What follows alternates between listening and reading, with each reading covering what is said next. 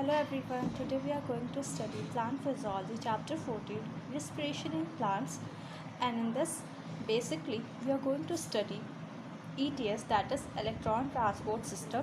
So see the topic, it is given in NCERT like electron transport system and oxidative phosphorylation, and new NCERT has the diagram of it. ETS. So पहले ETS पढ़ने से पहले हमें ये जानना होगा कि इसके कंपोनेंट्स क्या क्या हैं, ये चलता कैसे है और इसका यूज़ क्या है. ठीक है, तो without wasting time let's start.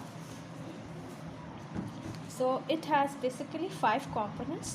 First is called NADH dehydrogenase, succinate dehydrogenase, cytochrome C reductase, cytochrome C oxidase and ATPase.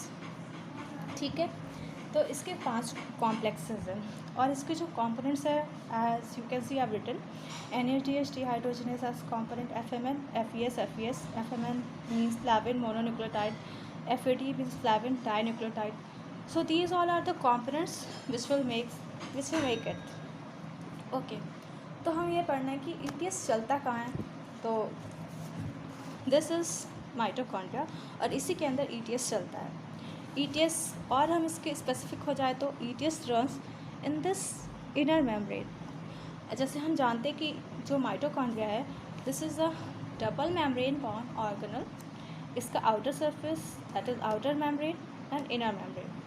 तो जो ETS है हमारी वो इनर मेम्ब्रेन के अंदर चलती है. तो इसके लिए हमें इसको इनलार्ज करके पढ़ना होगा एंड हमें देखना होगा कि ये कैसे रन करता है. तो let's see, I have made this. I have made this enlarged view. This enlarged view of inner mitochondrial membrane. And this is the most frequent question asked that where ETS run. ये NEET में बहुत बार पूछा गया कि ETS run कहाँ करती है. तो your answer should go inner mitochondrial membrane. ठीक है, तो देखिए ये हमारी, ये ऐसा करो आप, ये इसको समझो पहले कि हमारी जो माइटोकॉन्ड्रिया है हमने इसको ऐसे कर दिया और इसका इनर मेम्ब्रेन हम और आउटर मेम्ब्रेन, इसके मेम्ब्रेन को हम निकाल के पढ़ रहे हैं. ठीक है, चलो तो ये हमारी लेट्स सी. सो हमारी ये माइटोकॉन्ड्रिया की मेम्ब्रेन है. This is outer membrane and this is inner membrane that is crystal.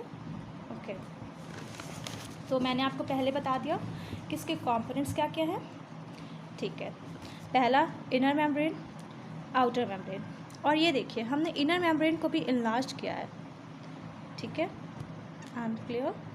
Okay, inner membrane को जब हमने लार्ज किया तो उसमें हमने कॉम्प्लेक्सेस इंसर्ट हुए दिखेंगे. जैसे कि हमारे सेलुलर मेम्ब्रेन में पोरेंस होते हैं जो कि specifically proteins, large proteins, small proteins इसको अलाउ करते हैं पास करना, क्योंकि basically we know that hydrophilic substances can pass directly, but for hydrophobic substance we need complexes, proteins, porins. So इसी तरह यहाँ भी प्रोटीन्स या फिर हम इन्हें कॉम्प्लेक्सेस कहते हैं, प्लांट सेल्स. तो पहला है हमारा FMN, flavin M. It has component like FMN and FES. देखो क्या होगा कि जब हम पढ़ क्या रहे हैं, it should come in our mind. तो जब हम फूड लेते हैं that is glucose, so the reaction which goes on like I will show you this reaction. Basically when we take glucose or our food, then it needs O2 for its breakdown so that energy can be released along with water, that is other byproduct CO2. ठीक है, तो हमने जो food लिया उसको हमने पढ़ा होगा, आपने ये चैप्टर पढ़ा होगा तो उसमें आपने बहुत सारे साइकिल्स पढ़े होंगे. जैसे ग्लूकोज ग्लाइकोलाइसिस करते हैं, फिर link reaction, Krebs cycle, and the last final thing is about ETS. सो सी, तो हम स्टार्ट कर रहे थे अपना FMN, फर्स्ट कॉम्प्लेक्स. सो सी, जब हमने देखा कि क्रेब्स साइकिल में हमारे NADH2 और ग्लाइकोलाइसिस में NADH2 बन गए हैं, तो ये हमारे आते हैं. NADH2 you know is the bank of ATP और energy, and ATP is the currency of energy. तो ये जो NADH2 बने हैं इसका सबस्ट्रेट लेवल फॉस्फोरिलेशन नहीं हुआ है, इसको हम लोग ऑक्सीडेटिव फॉस्फोरिलेशन कराते हैं. इसका ऑक्सीडेटिव फॉस्फोरिलेशन, तो आपके माइंड में आता होगा कि यहाँ पे O2 होगा, और यस यू आर करेक्ट, यहाँ पे O2 होते हैं. तो इसी तरह हम इसको ऑक्सीडेटिव फॉस्फोरिलेशन कराते हैं। फॉस्फोरिलेशन मतलब ATP को बनाते हैं और उसको बाद में हम यूज़ करते हैं for our work, for our energy purpose, wherever we need energy for running exercise, that we see in the muscle cycle, that we see in the human physiology. Okay, so देखो, तो हमारा क्या हुआ कि जब हमने रिएक्शन चला लिया और हमारे NADPH2 और ये सब बन गए, FADH2 बन गए, तब हम यहाँ पे माइटोकॉन्ड्रिया की मेम्ब्रेन मिलाते हैं उन्हें रन कराने के लिए, ताकि उससे हमारा जो ATP बन सके। ठीक है, तो ATP एज यू नो कि हमें एनर्जी बनानी है, एनर्जी करेंसी बनानी है। तो देखिए कैसे बनता है ये। हमने पढ़ा कि ये जो हमारा मैट्रिक्स है माइटोकॉन्ड्रिया का, ये मैट्रिक्स होगा। हमने दिखाया था कि ये मेम्ब्रेन है माइटोकॉन्ड्रिया की, ये पूरी मेम्ब्रेन है और यहाँ पे मैट्रिक्स है। तो NADH2 क्या करता है कि इसमें जो कैरियर्स होते हैं like FES, ubiquinone, this all are the carriers. तुम्हें पता है ना, ये क्लियर है ना डायग्राम कि ये कौन कौन से कॉम्प्लेक्सेस है। लाइक पहले सीक्वेंस देख लो, कॉम्प्लेक्स फर्स्ट होता है, थर्ड होता है, फोर्थ होता है, फिफ्थ होता है।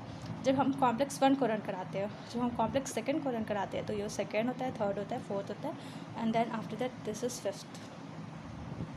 सो NADH2 आया, इसने देखिए NADH2 जो है हमारा, ये हमारा हाइड्रोजन निकाल करके ऑक्सीडाइज हो जाएगा NAD+ में, और इसने H2 को